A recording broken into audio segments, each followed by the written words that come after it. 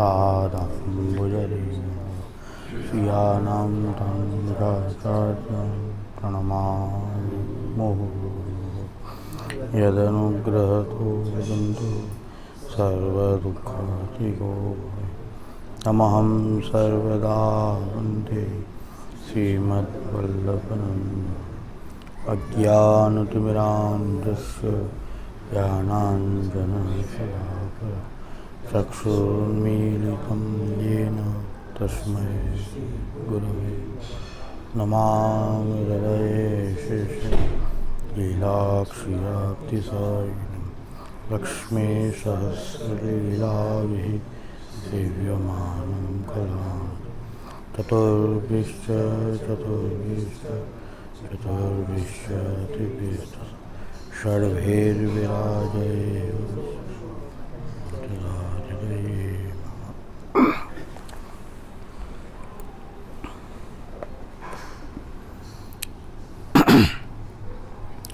सुश्री आचार्य जी राजनगर सिकंदरपुर के पास बगीची थी, तहाँ उतरे हैं। सो यह बगीची में प्रभुदास आए। सो श्री आचार्य जी को दर्शन करी के मन में यह आई जो इनके सेवक हुए। तब श्री आचार्य जी सो विनती करी, महाराज मुझको सेवक करिए, कृपा करिए। तब श्री आचार्य जी ने कही, तेरे रामदास मर्यादा मार्गी को संग है, ताते हमारे सेवक मत हो। तब प्रभुदास ने कही, महाराज आप कहो तो वो रामदास को हूँ आपको सेवक कराऊँ, तब मोको सेवक करोगे? मेरो कहो रामदास नटेगो नहीं। तब श्री आचार्य जी कहे, कहाँ भयो सेवक कराए, वाको अंगीकार मर्यादा में ही है, परंतु जा रामदास को ले आओ, दोनों को संग ही सेवक करेंगे। तब प्रभुदास के पास आई के कहो, श्री वल्लभाचार्य जी साक्षात पुरुषोत्तम हैं, सो पधारे हैं और गांव बाहर बगीची में, सो हम तुम दोनों जने सेवक होए तो मिली के सेवा करें। तब रामदास ने कही, मेरे तो एक वैरागी गुरु है, वाकी कंठी बांधी है, सो अब दूसरो गुरु कैसे करूं? तब प्रभुदास कहे, अब हमारे तेरे न बनेगी, मेरे वस्त्र पात्र देव। तब रामदास ने कही, तुम्हारे लिए सेवक होंगे, परंतु मैं अपनी टेव न छोड़ूंगा। तब प्रभुदास के सेवक तो हो, रीति मति करियो। तब रामदास प्रभुदास दो आए, श्री आचार्य जी नवाई के दो उनको नाम सुनाए। तब प्रभुदास को तो श्री आचार्य के स्वरूप को ज्ञान भयो, पर रामदास को न भयो। तब प्रभुदास ने विनती करी, महाराज दो उनको कृपा करके निवेदन करावें। तब श्री आचार्य जी कहे, रामदास को नहीं। तब प्रभुदास समझी गए। तब कहे, मोही को कृपा करके कराओ। तब श्री आचार्य जी ने प्रभुदास को ब्रह्म सम्मान करायो। पाछे भगवत सेवा की प्रभुदास रामदास को मिली के कही। तब श्री आचार्य जी कहे, अब ही नहीं, कछु दिन पीछे यह कही कि आप तो श्री गोकुल पधारे। और प्रभुदास पुष्टि मार्ग की रीति बतावे, रामदास मर्यादा मार्ग की रीति करे। ऐसे करते कछुक दिन में श्री आचार्य जी के बड़े पुत्र श्री गोपीनाथ जी राजनगर सिकंदरपुर में पधारे। तब रामदास जी ने विनती करी, महाराज सेवा पधराई दीजिए। तब श्री गोपीनाथ जी ने एक ब्राह्मण के घर मदन मोहन जी हते, सो कछु ब्राह्मण को दे के दौन के माथे पधराए। पाछे श्री गोपीनाथ जी अडेल पधारे। सो रामदास मर्यादा मार्ग की रीति, आवाहन विसर्जन पूजा की रीति करे। पाछे एक दिन प्रभुदास अर्धरात्रि को अपनी वस्तु ले भाजी चले हो। क्यों? तो रामदास के संग कहाँ ताई माथो पचाऊँ, याको तो ज्ञान नहीं। जैसे ही मर्यादा मार्गी ठाकुर श्री गोपीनाथ जी ने पधराई दिए, तहाते चले श्री गोकुल में श्री आचार्य को दंडोत किए। तब श्री आचार्य जी के प्रभुदास आयो। तब प्रभुदास ने विनती करी, महाराज नीट दुसंग ते छुट्यो। तब श्री आचार्य जी ने कही, अब तो हम तो सो पहले ही कहो कि वो मर्यादा मार्ग को अधिकारी है, तू पुष्टि मार्ग की है, भली करी संग छोड़ी के आयो। तब प्रभुदास ने विनती करी, महाराज अब मोको चरणारविंद के पास राखो, मैं बहुत संसार में भ्रम्यो। तब श्री आचार्य जी कहे, अब हमारे पास सुखेन रहो। तब तादिनते प्रभुदास श्री आचार्य जी के महाप्रभु जी के संग ही रहे।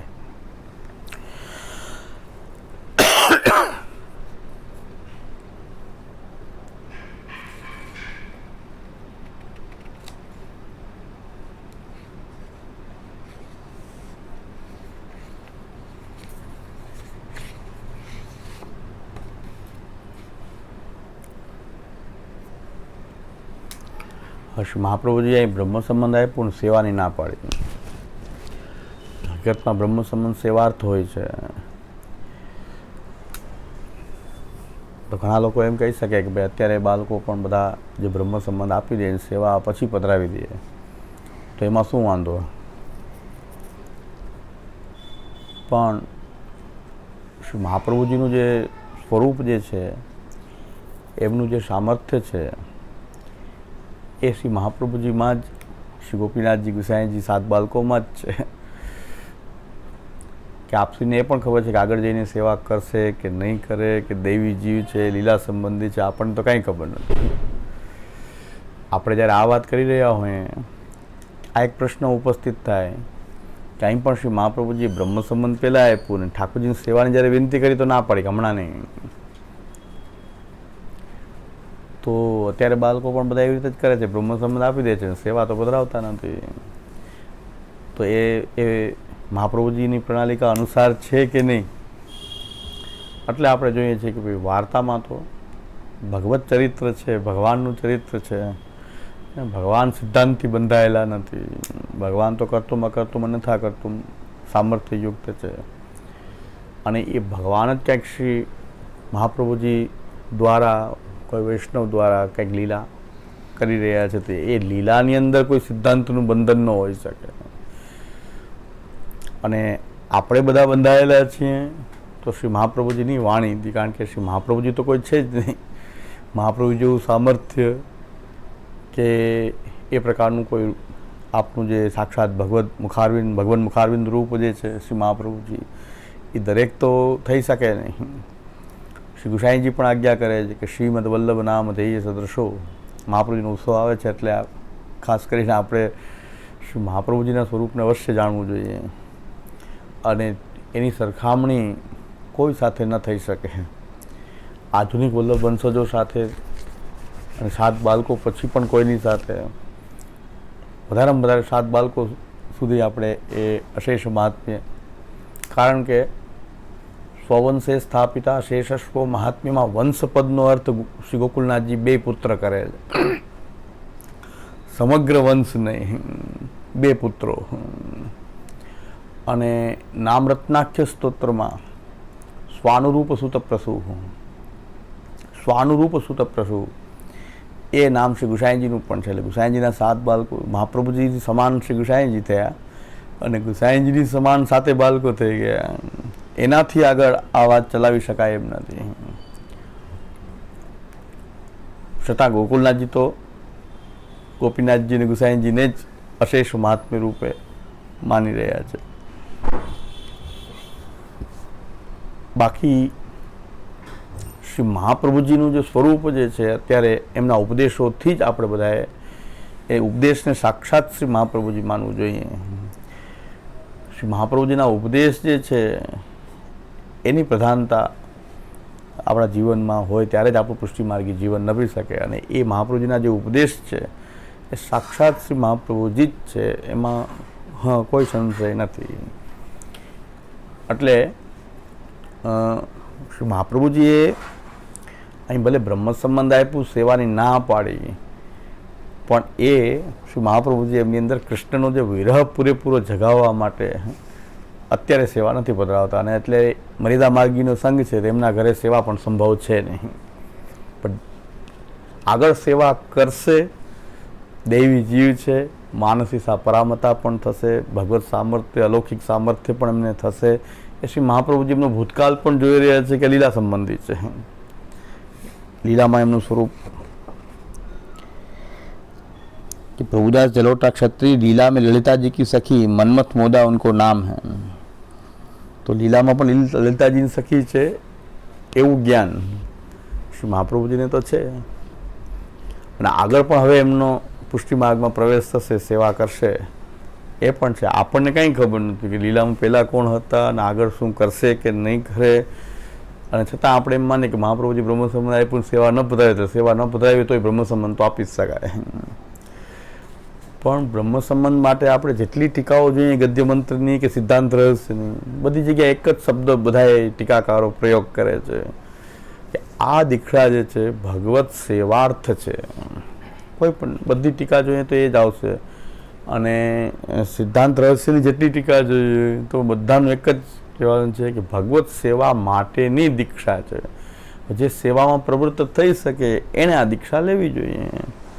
જે સેવામાં પ્રવૃત્ત ન થઈ શકે તો ખાલી નામ દીક્ષા લઈ અને એણે ભગવાન નામ પરાયણ, કથા પરાયણ અને શરણાગતિ પરાયણ રહી શકાય છે. પણ સૌથી મુખ્ય વસ્તુ જે છે કે આપણે ત્યાં શું આખી સંપ્રદાયની પદ્ધતિ છે, શ્રી મહાપ્રભુજી, શ્રી ગોપીનાથજી ગુસાઈજી અને આપણા પૂર્વજોએ જે પદ્ધતિ કરી છે એમાં નામ દીક્ષા પહેલાં આપવી અને બ્રહ્મ સંબંધ દીક્ષા પછી આપવી. બ્રહ્મ સંબંધ દીક્ષા ક્યારે આપવી? કે જ્યારે એ ઠાકોરજીની સેવા કરવાની એની તૈયારી થાય, નિત્ય સેવા કરી શકે ત્યારે એને બ્રહ્મ સંબંધ કરાવવું. સેવા ન કરે એને બ્રહ્મ સંબંધ આપી દેવું તો એ મોટું છલકપટ થશે, પાપ થશે. કારણ કે પાપ કેમ થાય? શાસ્ત્ર એમ કહે છે કે તમને એક અધિકાર મળે, તો એ અધિકાર તમને પ્રાપ્ત થાય પછી ક્યાંક કર્તવ્ય લાગુ પડશે. અધિકારની સાથે કર્તવ્ય આવશે. તમે અધિકારને ભોગવશો અને કર્તવ્ય પાલન નહીં કરો તો પાપી છો. સૌથી મોટું પાપ શાસ્ત્રમાં પાપ આને જ કહેવાય. દેવતાઓ એના અધિકારમાં રહેતા હતા અને પછી અધિકાર ભોગવતા હતા અને કર્તવ્યથી વિમુખ થયા તો ભગવાને દેવતાઓનું પણ દમન કર્યું.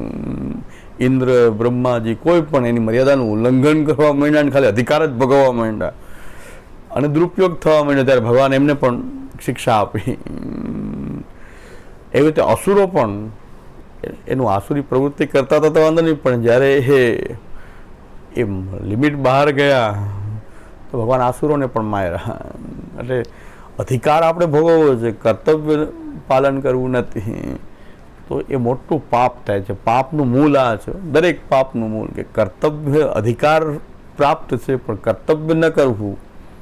એવી રીતે બ્રાહ્મણો, તો પરશુરામજી જે છે ક્ષત્રિયો, એ અધિકાર ભોગવવા માંડ્યા કર્તવ્યથી મુક્ત થયા તો પરશુરામજી પ્રકટ થઈને બધાને એ ક્ષત્રિયોને સંહાર કર્યો, ભગવાન જ કરાયો. એટલે અધિકાર અને કર્તવ્યનું બેલેન્સ હોવું જોઈએ. આ બેઝિક વસ્તુ છે. એ શાસ્ત્રમાં પાપ ક્યાંથી થશે?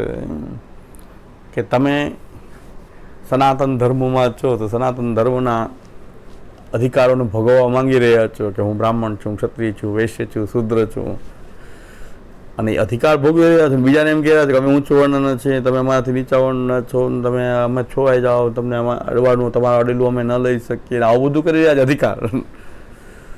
પણ તમે તમારા બ્રાહ્મણ તરીકેનું ફરજ કે કર્તવ્ય જે શાસ્ત્ર કહે છે બજાવો છો કે નહીં? કે ના, એ અમે તો ગાયત્રી જપતા નથી. તો પછી તમને તમે પાપ કરી રહ્યા છો, હવે તમે પાપી છો. કે તમે બ્રાહ્મણ છો તો બ્રાહ્મણ તરીકે તમને શાસ્ત્ર કહે છે કે આ પ્રમાણે રહેવું પડશે, ક્ષત્રિય આ પ્રમાણે રહેવું જોઈએ, વૈશ્ય આ પ્રમાણે રહેવું જોઈએ, તો તમે આવો અભિમાન રાખો તો બરાબર છે. તમે અધિકાર ભોગવી રહ્યા છો કે ના ના અમે તો ક્ષત્રિય છીએ, અમે બ્રાહ્મણ છીએ. કર્તવ્યની વાત આવે તો તમે કંઈ કરતા જ નથી.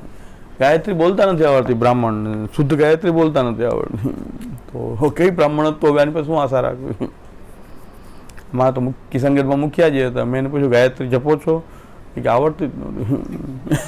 હવે મેં કીધું તમે શુદ્ર છો, તમે શુદ્ર, તમારા હાથનું હું લઉં, હું શુદ્ર, હું કેમ કહી શકું હું બ્રાહ્મણ છું કે તમારા હાથનું તો હું ખાઉં છું? હવે તમે એમ કહો કે ના ના અમે ઊંચા છીએ, બ્રાહ્મણ છીએ, પણ ગાયત્રી તો મને આવડતી હતી. મુખિયાજી એમ કીધું ગાયત્રી મને મંત્ર આવડતો જ નથી, તો હવે શું કરવું?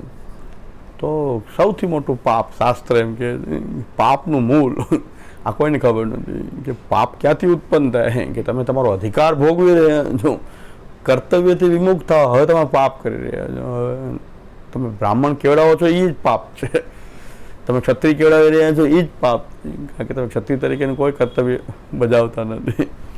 તો મોટું પાપ ઉત્પન્ન થઈ ગયું. આ તો એ જ પુષ્ટિ માર્ગમાં પરિસ્થિતિ ઉત્પન્ન થઈ કે ભાઈ તમે પુષ્ટિ માર્ગમાં આવી ગયા, અધિકાર થઈ ગયો તમારો ભગવત સેવાનો, બ્રહ્મ સંબંધ લઈ લીધો અને ભગવત સેવાનો અધિકાર તમને પ્રાપ્ત થઈ ગયો. હવે ખાલી અધિકાર લઈને જ ફરી રહ્યા છો. સેવા કરો અધિકારનું, હવે તમારે કર્તવ્ય લાગુ પડી જશે. અધિકાર આવશે તો કર્તવ્ય લાગુ પડે. રાજકારણીઓ જેટલા છે, આ જેટલા અધિકારીઓ છે, રાજકારણીઓ છે, બધામાં અધિકાર બધા ભોગવી રહ્યા છે, કર્તવ્ય નથી બજાવતા. કર્તવ્ય નથી બજાવતા, અધિકાર બધા ભોગવી રહ્યા છે. બધા પાપી છે. મહાપ્રભુ છે ને પાપૈક નિલયે સોચા, કેમ પાપના ઘડા ભરાઈ ગયા કલિકાલમાં. બધા જ અધિકારીઓ એનો અધિકાર પાવર એમાં જરાય ન ચાલે, ઓછું હોતું જરાય ન ચાલે, પૂરેપૂરો ભોગવી રહ્યા છે. ગાડી જોઈને, લાલ લાઇટ જોઈને, પટ્ટાવાળો જોઈને બધું, કારણ કે અમને જોઈએ કારણ કે અમે અધિકાર છે. પણ તમે પ્રજાનું હિત કલ્યાણ કરવાનું જે તમારી જે કર્તવ્ય છે એ બજાવો છો કે નહીં, કે લૂંટો છો પ્રજાને? તો પાપ થઈ ગયો હવે કે અધિકાર કરી રહ્યા છે. તમને અધિકાર ભોગવો હોય ને વાંધો નહીં, પણ તમે કર્તવ્ય નથી બજાવી રહ્યા. લોકોનું હિત કરવું જોઈએ, લોકોની સેવા કરવી જોઈએ, રાષ્ટ્રની સેવા કરવી જોઈએ, દેશનું કલ્યાણ થયું કાર્ય, એટલા અધિકારો તમને મળ્યા છે, તેનું તમારા કર્તવ્ય સામે એટલા લાગુ પડી રહ્યા છે. તમને આ કર્તવ્ય એ લાગુ પડી રહ્યા છે, એ તમારે પાલન કરવું જોઈએ. નહીં તો તમે બધા પાપી થઈ જશો, અને એ પાપીઓનું અનુસરણ કરવાના એ પાપી થશે. તો પાપનું ચક્ર ફેલાઈ જાય છે. મહાપ્રભુજી કહે છે પાપિક, આખું બધા દેશ પાપોથી ભરાઈ ગયા છે. એનું કારણ આ જ છે કે અધિકાર અને કર્તવ્ય જે છે એનું બેલેન્સ નથી. અધિકાર બધાને ગમી રહ્યો છે, કર્તવ્ય કોઈને બજાવવું નથી. ત્યાંથી આપણો પાપ કર્મ ઉત્પન્ન થાય. પુષ્ટિ માર્ગમાં જ આ જ પાપ થઈ રહ્યું છે. શરણાગતિમાં આવ્યા ત્યારથી કંઈક કર્તવ્ય પ્રાપ્ત છે, કન્યાશ્રય ન કરવો અને ભગવદ આશ્રય રાખવો, વિવેક ધૈર્ય આશ્રય માટે પ્રયત્ન કરવું. શરણાગતિમાં આવ્યા, તમે પુષ્ટિ માર્ગમાં આવ્યા, હજી બ્રહ્મ સંબંધ નથી લીધું, કેવલ શ્રી કૃષ્ણ શરણમની દીક્ષા લીધી, ત્યારથી કર્તવ્ય લાગુ પડે. કારણ કે તમે વૈષ્ણવ તરીકેનો અધિકાર ભોગવી રહ્યા છો ને, કંઠી તિલક ધારણ કરી, અને હવે હું પુષ્ટિ માર્ગી વૈષ્ણવ છું એ કહેવડાવવાનો તમને અધિકાર મળ્યો ને, પણ તમને સામે તરત જ કર્તવ્ય પ્રાપ્ત થશે કે હવે તમે જો પુષ્ટિ માર્ગી તમને કેવડાવતા હો તો હવે તમારે કમસે કમ અન્યાશ્રય ન કરવો જોઈએ. બધા નથી કહેતા આપણે, અન્યાશ્રય પાપ છે બધા માટે નથી, પુષ્ટિ માર્ગીઓ માટે છે. એટલે પુષ્ટિ માર્ગમાં આવ્યા, તમને એક અધિકાર મળી કે હું વૈષ્ણવ, શ્રી મહાપ્રભુજીનો સેવક, પુષ્ટિ માર્ગી, બધા અધિકાર આપણને પ્રાપ્ત છે. અને જેને કાલ કર્મ ન બાંધે, એટલો બધો આપણે ઊંચા સ્ટેજ ઉપર છીએ વૈષ્ણવ જે છે કે ભાઈ કાલ કર્મનું બંધન પણ એને નથી, કેવલ ભગવાન નિયામક છે. કાલ કર્મના અધિકારીઓ નિયામક નથી, આપણે નિયામક તો ભગવાન સાક્ષાત થઈ જાય. ભગવાન તો એ બધા અધિકાર આપણે ક્યારે ભોગવી શકીએ કે જ્યારે આપણે કર્તવ્યનું પાલન કરતા હોઈએ. તો એટલે મહાપ્રભુજી આપણને આજ્ઞા કરે છે કે ભાઈ બ્રહ્મ સંબંધ લ્યો, તમને બ્રહ્મ સંબંધથી સેવાનો અધિકાર મળશે, પણ હવે તમને કર્તવ્ય ભગવત સેવા, કૃષ્ણ સેવા સદા કાર્યા, અસમર્પિત વસ્તુનામ તસ્માદ વર્જનમાંથી તમારી ઉપર લાગવું પડશે. આ કર્તવ્ય પહેલાં નથી. શરણાગતિવાળાના અસમર્પિત દોષ નથી હો, શરણાગતિ જ છે, એને હજી બ્રહ્મ સંબંધ લીધું જ નથી, એને અસમર્પિત જે છે એ દોષ નથી. કારણ કે તો એ સેવા વિના તો અસમર્પિત જ રહેવાનો છે. એ જ્યારે સેવા કરે અને પછી અસમર્પિત જીવન વિતાવતો હોય, બ્રહ્મ સંબંધ લઈને અસમર્પિત જીવન વિતાવતો હોય, ત્યારે દોષરૂપ છે. વર્જનમ ત્યારે છે. એટલે આ સિદ્ધાંત રહસ્ય પણ અહીં કે બ્રહ્મ સંબંધ ક્યારે આપવું, ક્યારે લેવું, શું, બધી વાત બરાબર છે. પણ અહીં તો મહાપ્રભુજીને ખબર છે કે અત્યારે સેવા સંભવ નથી, પણ આગળ સેવા કરશે. અને એ બ્રહ્મ સંબંધથી મહાપ્રભુજીનો જે સંગ છે એના કારણે એની અંદર કૃષ્ણ વિરહ જાગૃત થશે. મહાપ્રભુજી કહે છે કૃષ્ણ વિરહ જાગૃત થશે. પછી મેં ગયા વખતે જ કીધું ભાઈ કૃષ્ણનો વિરહ એકવાર જાગૃત થઈ, સેવા વિના નહીં રહી શકે.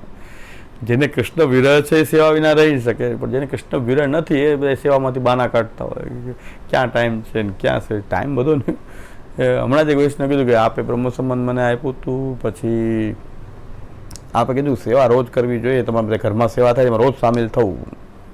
મને કહ્યું ઘરના કામ એટલા બધા છે કે સેવામાં ન જઈ શકાય, તો મેં હવે તમારી સાથે છેતરપિંડી કરો.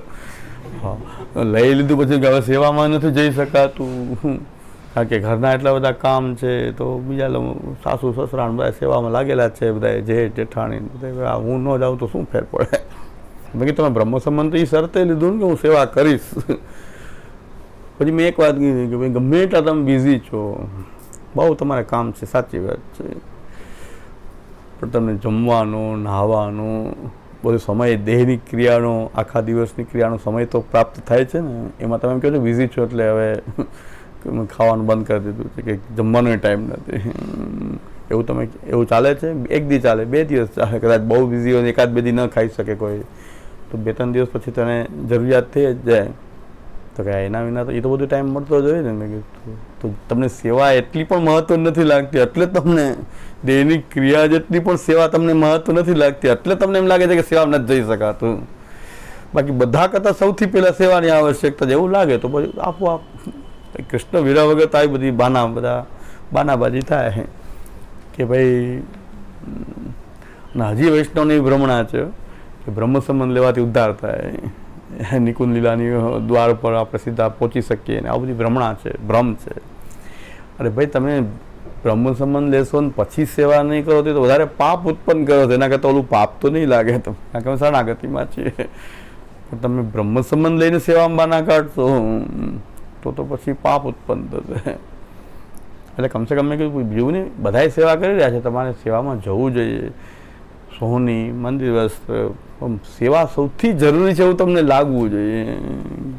દેહ ક્રિયાનો સમય આપણને પ્રાપ્ત છે ગમે એટલી બિઝી લાઈફમાં, પણ તો ભગવત સેવા માટે કેમ સમય પ્રાપ્ત નથી? તો પણ કૃષ્ણ જેને વિરહ કૃષ્ણનો હોય એ કંઈ બોલશે જ નહીં, આપોઆપ પ્રવૃત્ત થઈ જશે. નથી ને એટલે આપણે એને જગાવવું પડે છે, એમાં પણ કૃષ્ણ વિરહની ભાવના જગાવવી પડે. મેં કીધું ભાઈ દૈહિક ક્રિયા જેટલી પણ આપણને સૌથી પહેલી આ જરૂરી છે એવું માની જારી જે બરો, ચરણ સ્પર્શ કરો, ભોગ ધરો, કાંઈક બધા સેવા તો બધા કરી રહ્યા છે, પણ તમે તો આ એમ સામેલ ક્યાંક તમારાથી થાય એ કરો. હું તો એમ નથી કહેતો પૂરેપૂરું કરો, પણ તમારાથી થાય પહેલાં મારે આ કરવું જોઈએ. કારણ કે મેં બ્રહ્મ સંબંધ એના માટે જ લીધું છે. બ્રહ્મ સંબંધનું પ્રયોજન જ આ હતું એવું તમને લાગશે તો તમે સેવામાં તમને આપોઆપ સમય મળે. તમે મને હવે બીજી વાર એમ કહેશો નહીં કદાચ કે ભાઈ આ સમય નથી. તમે તમારા સમય એડજસ્ટ કરીને પણ 5-10 મિનિટ બીજા કાર્યને રોકીને પોસ્ટપોન કરીને પણ તમે ઠાકોરજીની સેવામાં પ્રવૃત્ત થઈ જશો. મુખ્ય મહાપ્રભુ જગાવવા માંગે છે કૃષ્ણ વિયોગ, એ કૃષ્ણનો જે વિરહ જગાવવા માંગે છે. પ્રભુદાસજીમાં એટલે જ કીધું હજી ભગવત સેવા નહીં પણ વિરહની જાગૃતિ થાય. અને એમને વિરહ થયો તો હવે કે રામદાસજી પણ પાસે રહીશો સેવા નહીં થઈ, વિરહ પૂરેપૂરો જાગૃત થઈ ગયો. એ કીધું હવે અહીં રહેવાય જ નહીં, કારણ કે સેવા જ્યાં થાય ત્યાં રહેવાય. એવું એમને લાગ્યું કે સેવા જ્યાં થતી હોય ત્યાં એ મારે રહેવું જોઈએ.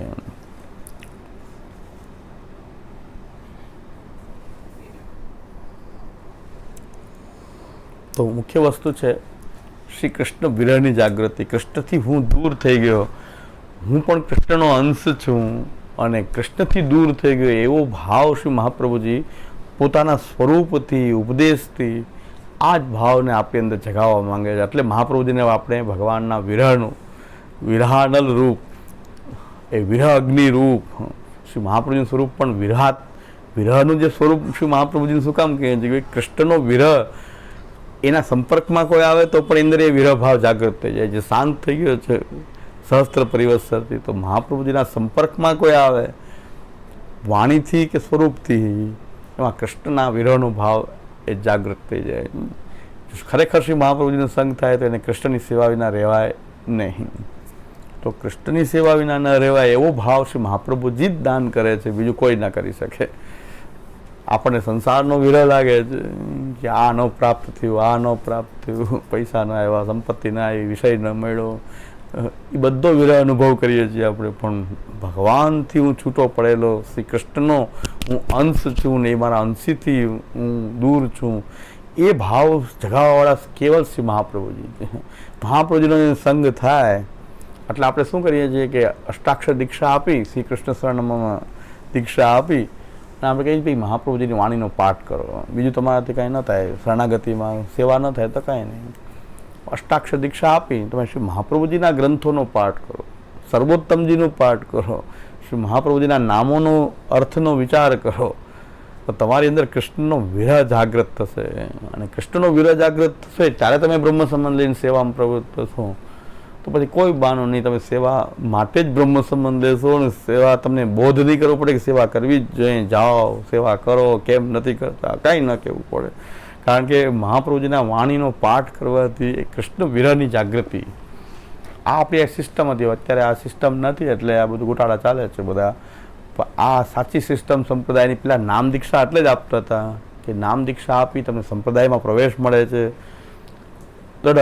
ભગવદ આશ્રય રાખવાનો પ્રયત્ન કરવો જોઈએ, અન્યાશ્રય ત્યાગ કરવો જોઈએ. અને મહાપ્રભુજીના ગ્રંથો શરણાગતિમાં 3 કર્તવ્યો મુખ્યત્વે શરણાગતિની દીક્ષાઓ જ્યાં 3 કર્તવ્યો આપણને પ્રાપ્ત થાય છે કે અન્યાશ્રય ન કરવો, દરેક પરિસ્થિતિમાં ભગવદ આશ્રય રાખવો.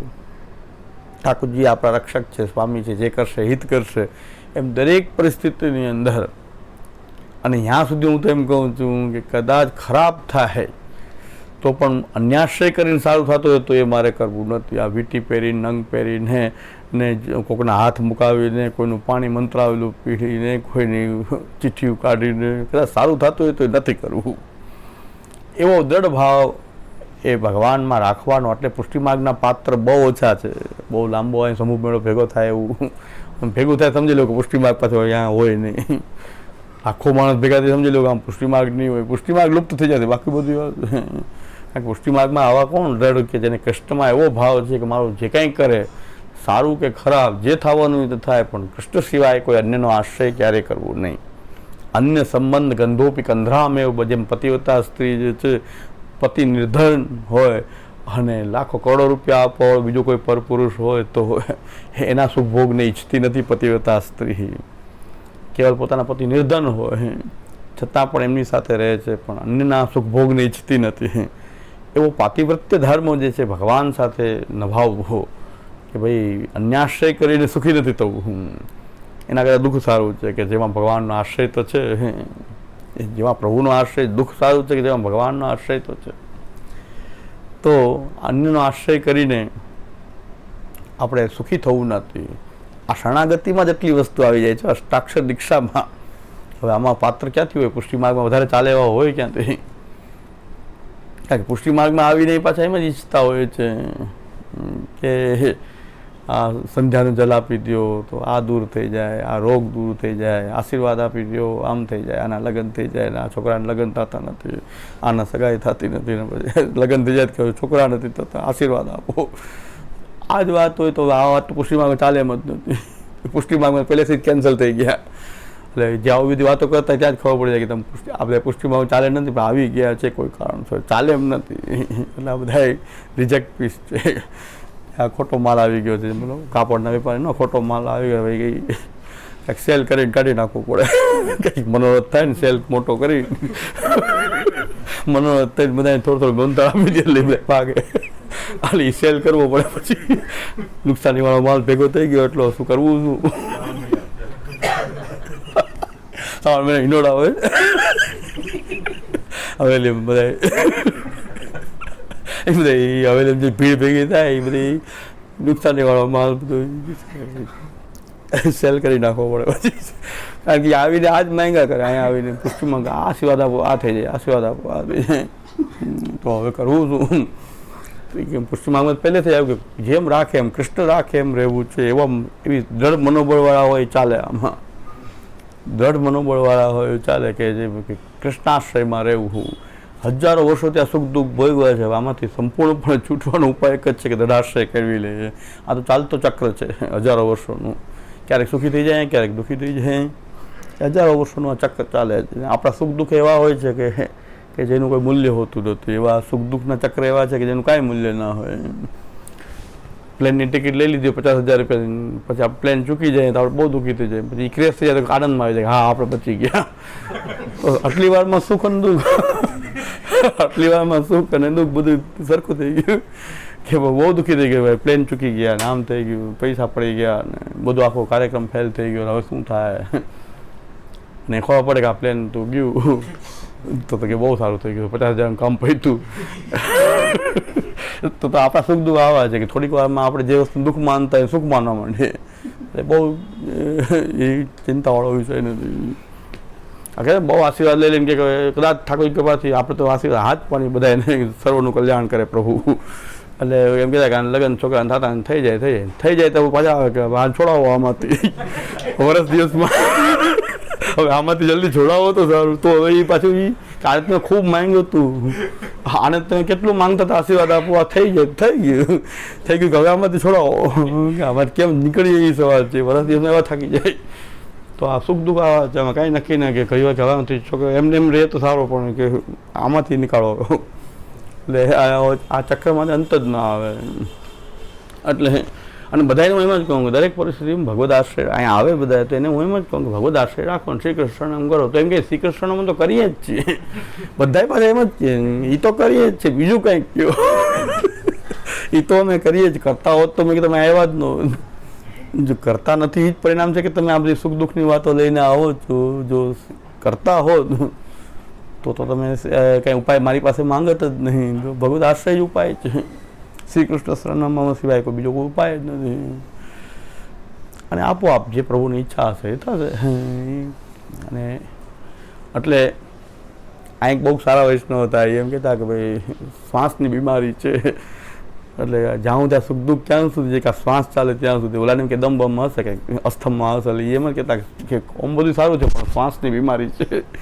એટલે બધા બીમારી આ એક શ્વાસની જ છે, આ ચાલે ત્યાં સુધી બધું છે. એટલે લોકોને એમ થતું, ઘણા એને એમ થતું કારણ કે અસ્થમા કે દમની બીમારી હશે, કે દમની બીમારી નથી, પણ એમ સૂત્ર હતું એનું કે આમ બધું સારું છે પણ શ્વાસની બીમારી, શ્વાસ છે ત્યાં સુધી સુખ દુઃખ લાગે, પછી તો કંઈ લાગતું નથી. બીમારી એટલી જ છે કે ચાલે જ શ્વાસ એમ. તો એવું શું મહાપ્રભુજીના માર્ગમાં એવા નિષ્ઠાશીલ વૈષ્ણવ હતા કે જેને થોડુંક ભણીને પણ નિષ્ઠા થઈ ગઈ હતી એવી કે ભાઈ કાંઈ સુખ દુઃખ જેવું કાંઈ છે એમાં ચિંતા કરવાનું હોય નહીં. તો શ્વાસના ખેલ છે એની સાથે આપણે આ છૂટી જાય પછી બીજા સુખ દુઃખ ઊભા હોય છે નવા દેહના. પણ હકીકતમાં મહાપ્રભુજી કે છે દુઃખ થવું જોઈએ, કૃષ્ણથી હું દૂર છું, હું કૃષ્ણનો અંશ છું. હું એકવાર અંશ ભાવ પણ એને જ્ઞાન થઈ ગયું કે હું કૃષ્ણનો અંશ છું. તો જે રીતે સૂર્યમંડળમાંથી બધા ગ્રહો છૂટા પડે એ સૂર્યની આજુબાજુ ફરે. પૃથ્વી છે એ સૂર્યનો અંશ છે, એટલે સૂર્યની આજુબાજુ ફરે છે. એમ આપણને એવું ભાન થાય કે હું ભગવાન શ્રી કૃષ્ણનો અંશ છું.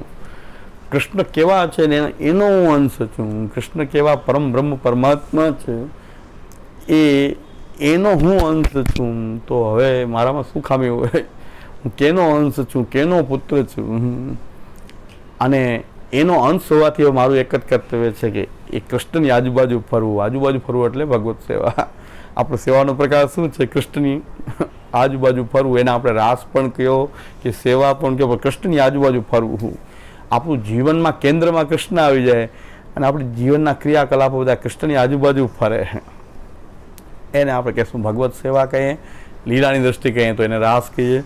કાલે રાસનો અંતિમ દિવસ ગણાય છે. આપણે 6 મહિના આપણે એવી ભાવના કરીએ છીએ કે ભગવાને 6 મહિના સુધી રાત્રિ કરી, તો એ શરદ પૂનમ, આસો સુદ પૂનમથી આ ચૈત્ર સુદ પૂનમ સુધી એ 6 મહિના રાસ ચાલ્યા એવી ભાવના કરીને રાસનો અંતિમ દિવસ આપણે કાલે જે છે ને રાસનો અંતિમ દિવસ માનીએ. તો રાસ એ છે કે પ્રભુ વચ્ચે છે અને આપણે એની બાજુ ફરી રહ્યા છીએ, કારણ કે એ અંશી છે એટલે આપણે અંશ છીએ. આ અંશી ને અંશના સંબંધથી આપણે કૃષ્ણની આજુબાજુ જ ફરતા રહીએ, એને આપણે કહીએ છીએ રાસ. એને કહીએ છીએ ભગવત સેવા. મહાપ્રભુજી કહે છે કૃષ્ણ સેવા સદા કાર્ય. હવે સિદ્ધાંત રહસ્ય એવો સિદ્ધાંત મુક્તાવલી. એ સિદ્ધાંત મુક્તાવલીમાં કૃષ્ણ વિરહની જે જાગૃતિ છે, એ કૃષ્ણ વિરહની જે જાગૃતિ જે છે એના માટે શ્રી મહાપ્રભુજી પ્રકટ થયા છે કે મહાપ્રભુજી વિના કોઈ કૃષ્ણનો વિરહ આપણી અંદર જગાવી શકે નહીં. બાકી બધો વિરહ થાય આપણને, દરેક વસ્તુનો વિરહ થઈ શકે, વસ્તુનો, વિષયનો. પણ કૃષ્ણનો વિરહ તો શ્રી મહાપ્રભુજી એટલે વિરહનું સ્વરૂપ છે, અગ્નિ સ્વરૂપ શ્રી મહાપ્રભુજી છે. મહાપ્રભુજીના સંપર્કમાં આવતા જ આપણને કૃષ્ણ વિરહની એ જાગૃતિ થાય છે. એવી રીતે પ્રભુદાસ દેવી જીવ છે, તો પ્રભુદાસજીને મહાપ્રભુજીને દર્શન કરતા જ એમ થયું કે આ તો એમની શરણે જાઉં તો હવે મારું કલ્યાણ થાય. તો એ શ્રી મહાપ્રભુજીનું સ્વરૂપ જ એવું છે કે જે આપણને સર્વોત્તમજીમાંથી પણ ખ્યાલ આવે છે કે સાનિધ્ય માત્ર દત્ત શ્રી કૃષ્ણ પ્રેમા વિમુક્તિતા. એ કૃષ્ણાશ્ય છે, કૃષ્ણનું મુખારવિંદ છે. તો કૃષ્ણના મુખારવિંદ રૂપ આચાર્ય ભૂતલ ઉપર પ્રગટા.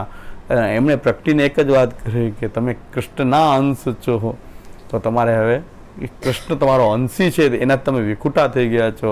એનો વિરહ શ્રી મહાપ્રભુજી કથાથી, પોતાના સ્વરૂપથી, કથાથી, ઉપદેશથી, તો મહાપ્રભુજીના ઉપદેશનો પાઠ આપણી અંદર કૃષ્ણ વિરહની જાગૃતિ થઈ છે કે હું કૃષ્ણથી કેમ દૂર રહી શકું.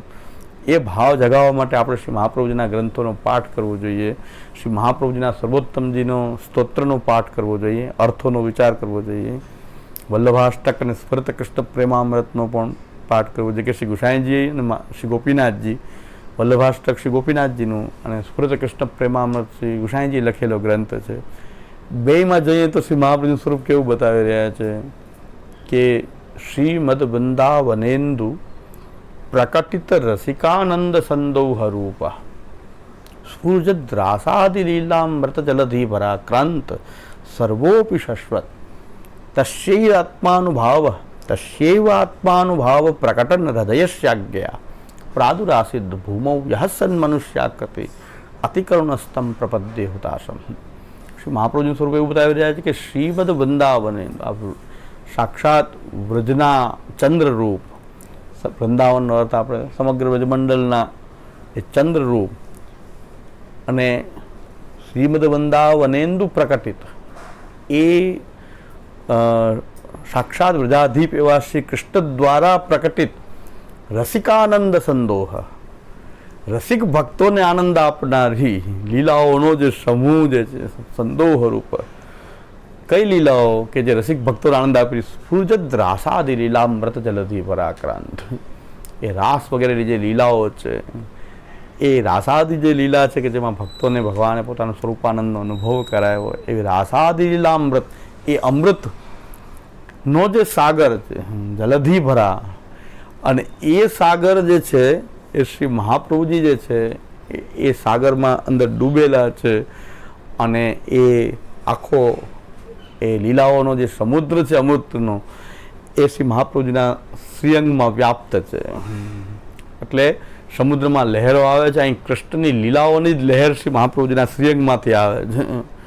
એવું શ્રી મહાપ્રભુજીનું સ્વરૂપ એ શ્રી ગોપીનાથજી બતાવે છે કે મહાપ્રભુજીનું સ્વરૂપ એવું છે, એમાં કૃષ્ણ જ કૃષ્ણ ભરેલો છે, કૃષ્ણની લીલાઓ જ ભરેલી છે, અને એ નિરંતર કૃષ્ણ લીલાના જ કોઈ જેને કહેવાય છે તરંગો ઉઠતા હોય છે. તો આવું કૃષ્ણની લીલાની અંદર તન્મય થયેલું આક્રાંત સર્વોપી, એમાં આખા વ્યાપ્ત થઈ છે આ બધી લીલાઓ, લીલાઓનો સમુદ્ર જેની અંદર વ્યાપ્ત થઈ ગયો છે આખા શ્રીઅંગમાં. તો આખા શ્રીઅંગમાં કૃષ્ણની લીલાઓ જ ભરેલી છે. એવું અલૌકિક વિગ્રહ શ્રી આચાર્ય ચરણ શ્રીમદ વલ્લભ. હવે આપણે કોઈ કે બધું દરેકને મહાપ્રભુજી કેમ કહી શકાય? મહાપ્રભુ સ્વરૂપમાં કૃષ્ણ સિવાય બીજી કોઈ વાત જ નથી. કૃષ્ણ પ્રેમ, કૃષ્ણ લીલા એ જ શ્રીઅંગમાં વ્યાપ્ત છે. અહીં કૃષ્ણનું નામ નથી. અને આપણે એમ કહીએ મહાપ્રભુજી છે, કેવી રીતે મહાપ્રભુજી કહી શકાય? મહાપ્રભુજીનું સ્વરૂપનું કોઈ ચિંતન કર્યું ક્યારેય આપણે નથી કર્યું. અને એ મહાપ્રભુજીનું સાનિધ્ય થાય તો આપણી અંદર પણ એ કૃષ્ણ પ્રેમનો ભાવ એ જાગૃત થઈ જાય. તો જલધિ ભરાક્રાંત સર્વોપી શશ્વત, આખું શ્રીઅંગ આપણું જે છે એનાથી વ્યાપ્ત થયેલું છે, અને એમાં સ્ફુરાયમાન થઈ રહી છે ભગવાનની કૃષ્ણની લીલાઓ છે. ભગવાન કૃષ્ણ પરમ બ્રહ્મ પરમાત્મા ભગવાન શ્રી કૃષ્ણનો પ્રેમ લીલાઓ એ મહાપ્રભુના શ્રીઅંગમાં વ્યાપ્ત થયેલી છે. તસ્યૈવ આત્માનુભાવ, એ જેની લીલા છે એ ભગવાન પોતાના સ્વરૂપને પ્રકટ કરવા ઈચ્છે છે ભક્તોની વચ્ચે. તસ્યૈવ આત્માનુભાવ, પોતાના સ્વરૂપનો અનુભાવ, એટલે ભગવાન પોતાના સ્વરૂપને કેવી રીતે પ્રકટ કરવા ઈચ્છે છે. એટલે આવો ભગવાન કે જે લીલા વિહાર કરી રહ્યો છે, એ જેનો લીલાનો સમુદ્ર શ્રી મહાપ્રભુજીમાં વ્યાપ્ત છે, એ ભક્તો વચ્ચે પોતાના સ્વરૂપને પ્રકટ કરવા ઈચ્છે છે.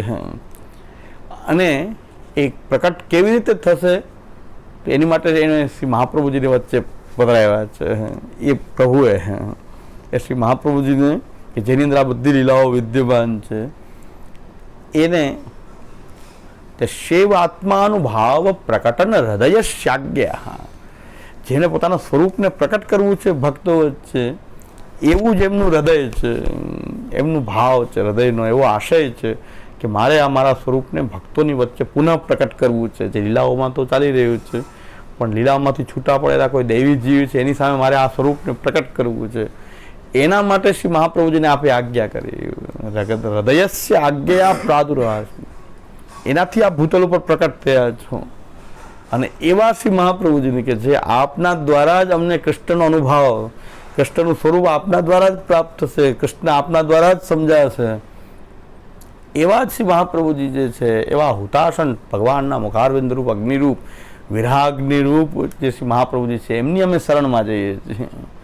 કારણ કે ભગવાને પોતાના સ્વરૂપને પ્રકટ કરવું છે એવી ઈચ્છા છે, અને એના માટે શ્રી મહાપ્રભુજીને ભૂતલ પર પધરાવ્યા છે કે આ મને જે પ્રકારથી મારે પ્રકટ થવું છે એ પ્રકારે મને ભક્તોની વચ્ચે આપ પ્રકટ કરો.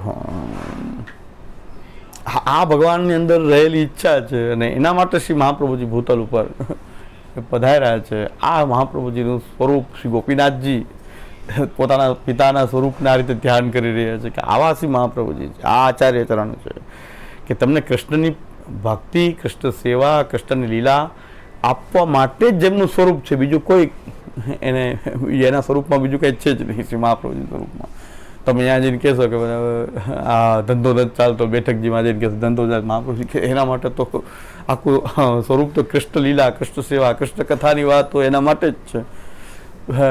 બાકી મહાપ્રભુજી પાસે બેઠકજી જઈને કોઈ એમ કહે તો મહાપ્રભુજી કે હા નુકસાની મારો આવી ગયો છે, તો હવે ભેગો થવા દો. કંઈક સેલ આવે ત્યારે એકારે કોઈક 56 ભોગ કરી નાખશે ત્યારે બધો લો ટેક્સ સાથે નીકળી જાય. 56 ભોગ થાય ત્યારે લાખો માણસ ભેગું થઈ જાય, એ ભેગો થયા કરે તો પછી શું કરવું? આ 56 ભોગમાં બધું દેખાય માલ, એટલે સેલ લાગે મોટો, અને બધાને બધા દેવદ્રવ્યોનો મોનથા લાડુને ખવડાવી દે એટલે સાવ પાછા ભ્રષ્ટ થઈ જાય, સાવ ભગવાનથી વિમુખ થઈ જાય. થોડું ઘણું બાકી રહી ગયું તો પ્રસાદ દઈ દે દેવદ્રવ્યોનું, લાડુ મંથરી મોનથાર, એટલે સાવ પાછો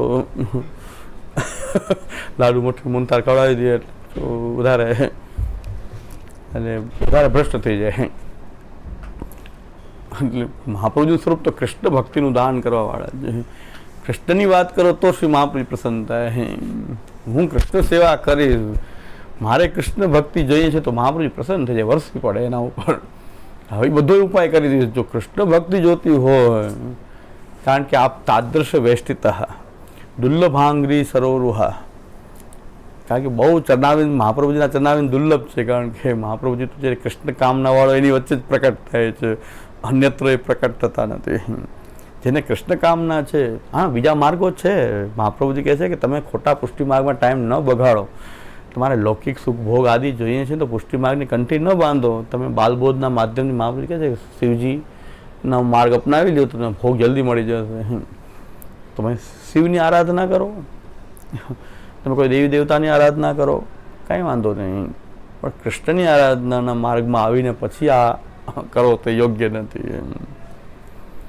જેમ કે દયારામભાઈ બહુ સરસ વાત કહે છે કે આવું કરવું કેટલી મૂર્ખાઈ છે, કેટલી બધી મૂર્ખાઈ છે. આપણે અહીં ઘણી વાર વાત કરી છે. દયારામભાઈ કહે છે પારસમણીનું પાત્ર લઈને ઘેર ઘેર ભિક્ષા માંગે. પારસમણીનું પાત્ર હોય કે સોના, એને જોઈએ એટલું સોનું એ ઉત્પન્ન કરી શકે. પારસમણીનું પાત્ર તો એવું છે કે તમે જ્યાં જ્યાં લોઢાને સ્પર્શ કર્યા સોનું ઉત્પન્ન થાય, પણ એને ખબર નથી કે પારસની આવી કિંમત છે, તો એ એનું પાત્ર બનાવીને બધી બધા ભિક્ષા માંગતો હોય બધા પાસે કે આમાં 2 રૂપિયા ને 5 રૂપિયા આપો. પારસમણીનું પાત્ર લઈને ઘેર ઘેર ભિક્ષા માંગે. દયારામભાઈ કહે છે કે પારસમણી તારી પાસે જ છે અને તું પાછું ભિક્ષા માંગે છે. તો એવી સ્થિતિ થઈ જશે કે આપણે પારસમણીનું પાત્ર સાક્ષાત કૃષ્ણ ભક્તિ, કૃષ્ણ સેવા અને કૃષ્ણ લીલાની વાતો કરતાં કરતાં આપણે પાછા એ પારસમણીનું પાત્ર હાથમાં લઈને પાછા માંગશું આ જ લૌકિક સુખ ભોગની વાત જ પાછા માંગશું. તો પછી એવું થશે કે પારસમણીનું પાત્ર લઈ ઘેર ઘેર ભિક્ષા માંગે.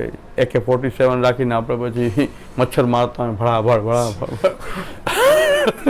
આ બધા ઉદાહરણથી સમજી લેવું જોઈએ કે આ લૌકિક સુખ ભોગ પુષ્ટિ માર્ગમાં આવીને જે માંગતા હોય મહાપ્રભુજી પાસે, ઠાકોરજી પાસે, બધા AK-47 લઈ અને મચ્છર મારતા હોય. AK-47 તો બહુ વસ્તુ છે કે બહુ કોઈ હુમલો થાય કે રાષ્ટ્ર ઉપર કે કોઈ એવા આવી જાય ત્યારે એનો પ્રયોગ કરાય, બાકી ઘરમાં રખાય. એમને મચ્છર મારવા માટે તો ઉપયોગ ના કરાય ને, ગુડ નાઇટ લઈ લેવાય.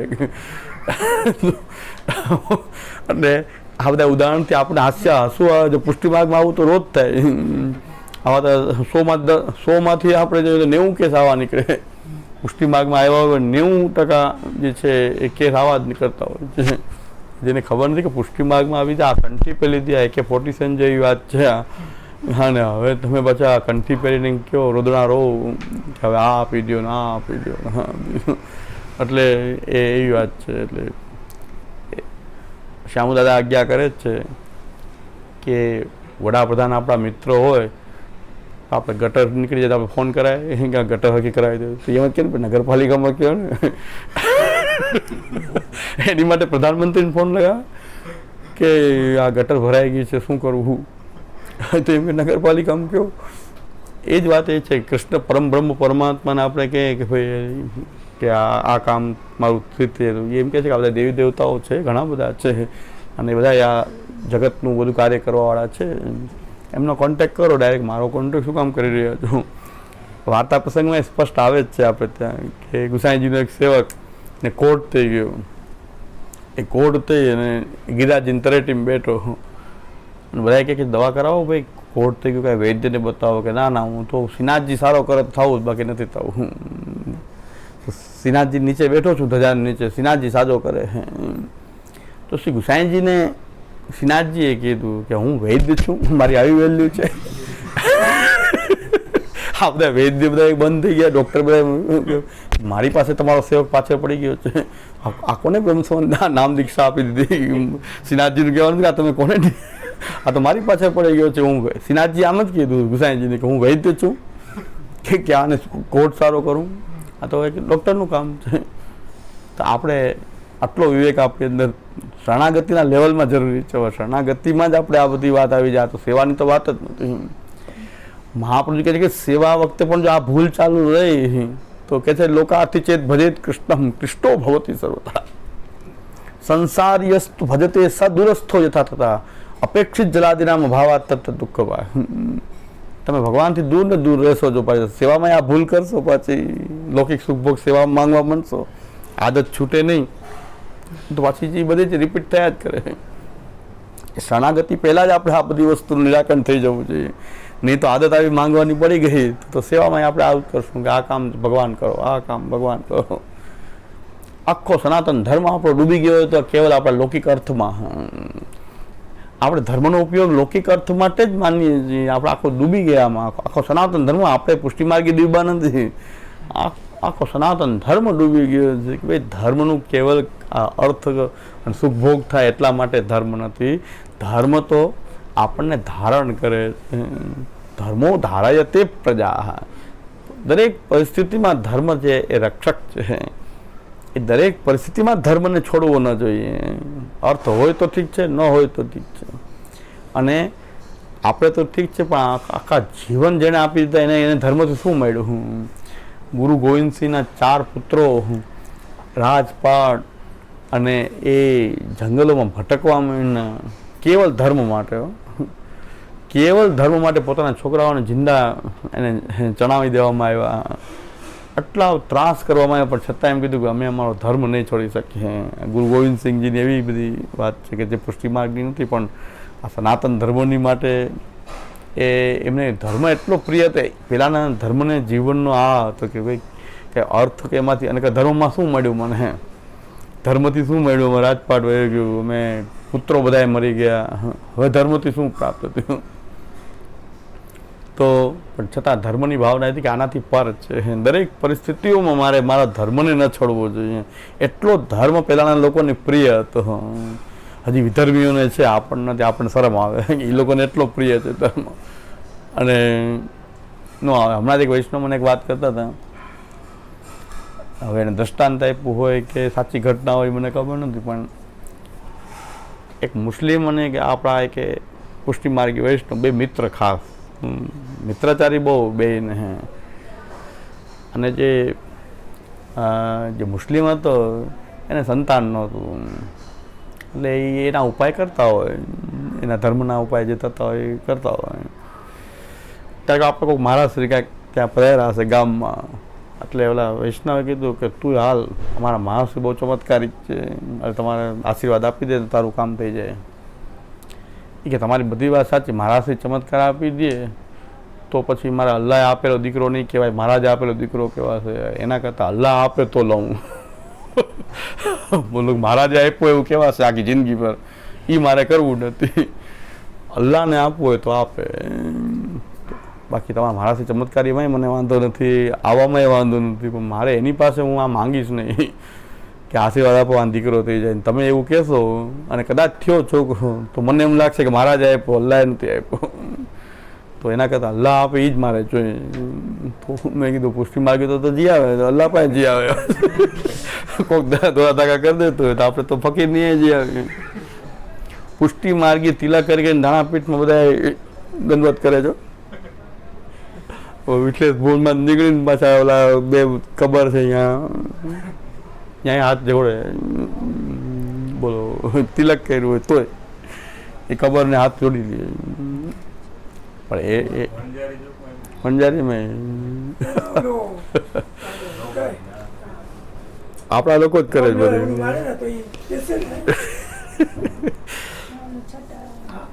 પણ વિધર્મીઓમાં ધર્મને ધર્મ માટે જીવવાનો ભાવ છે, આપણામાં નથી. આપણામાં ખામી કે આપણે તો કે મળતું હોય તો ભાઈ લાભ મળતો હોય તો જીવવામાં શું વાંધો. તો આપણું એવું જ પણ ધર્મ માટે જ જીવવું. ધર્મને કંઈ અર્થ માટે નહીં, કામ માટે ધર્મ નહીં. ધર્મ માટે હોય તો જ એને ધર્મ કહેવાય. જો હું ધર્મનું પાલન મારે કરવું છે, એમાંથી અર્થ મળતો હોય તો ઠીક છે, ન મળતો હોય તો ઠીક છે, મારી કામનાની સિદ્ધિ થતી હોય તો ઠીક છે, ન થતી હોય તો પણ ધર્મ તો ધર્મ જ રહેવાનો છે. એવી ભાવના આપણામાં ધીરે ધીરે ઓછી થતી જાય, નાશ થતી જાય, એટલે લેભાગુ લોકો આનો ઉપયોગ કરતા જાય છે.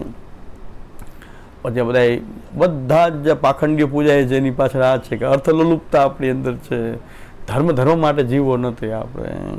પછી મહાપ્રભુજીની મહતી કૃપા છે કે આપણને મહાપ્રભુજી મળી ગયા, નહીં તો આપણે ક્યાંક કોઈ ધામ સરકારમાં ક્યાંક બેસી ગયા હોય.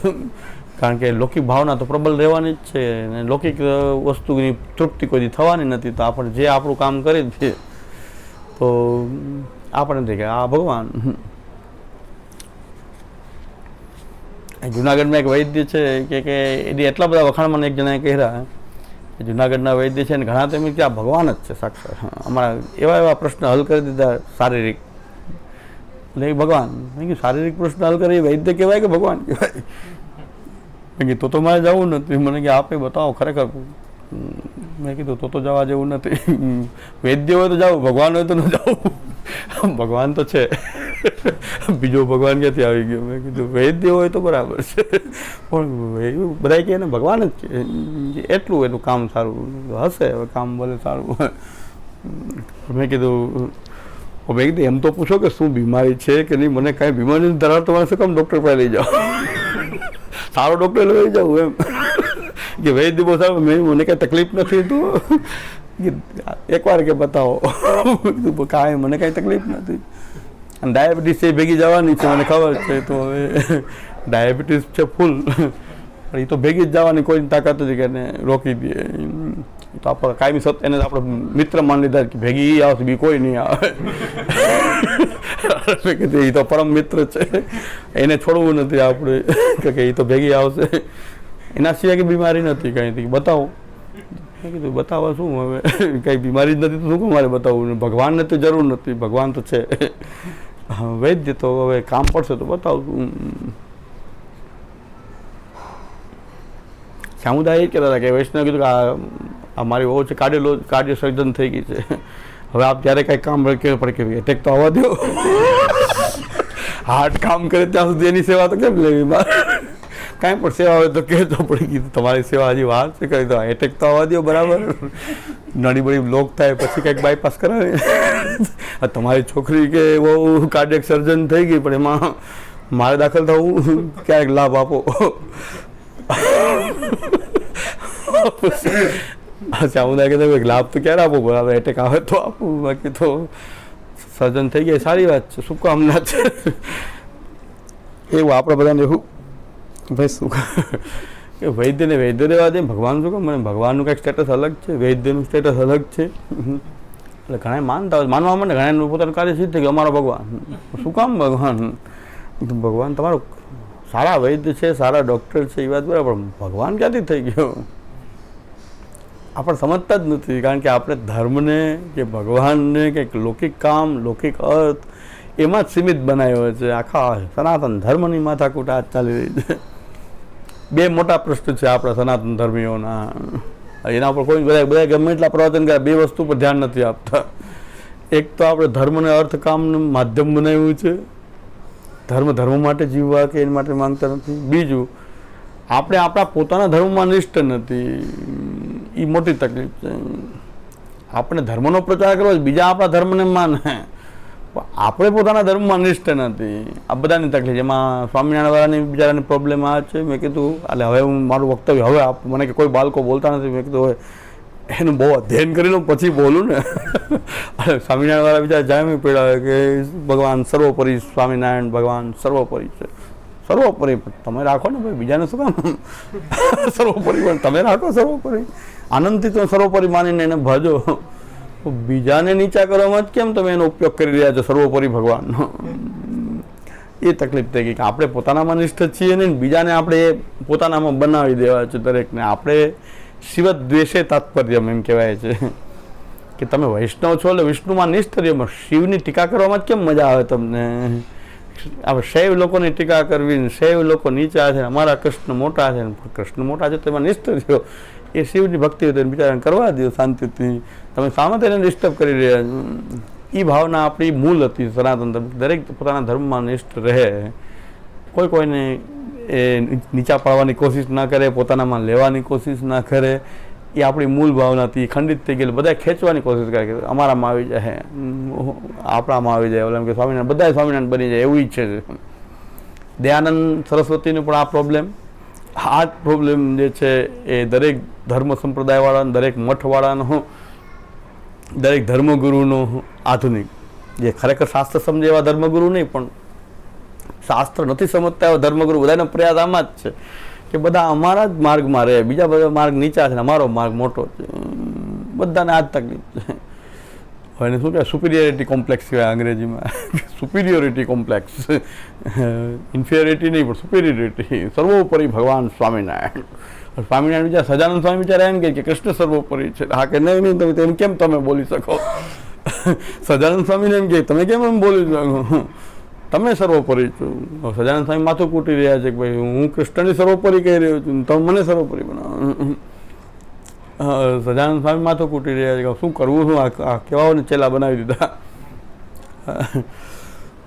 એટલે આ સજાનંદ સ્વામી સ્પષ્ટ કહી રહ્યા છે કે જ્યાં જ્યાં મંદિરની સ્થાપના કરી સજાનંદ સ્વામી છે ત્યાં એમણે રાધા કૃષ્ણનું સ્વરૂપ, નારાયણનું સ્વરૂપ, લક્ષ્મીનારાયણનું સ્વરૂપ, એ કૃષ્ણ અને વિષ્ણુ મૂર્તિની સ્થાપના કરી, એની જ પૂજા કરી, એનો જ બોધ કર્યો કે આ જ પરમ તત્વ છે, આને જ બધાએ ભજવું. અને આ નહીં ભજો તમે આ રીતે, તમે મારા માર્ગમાં નથી.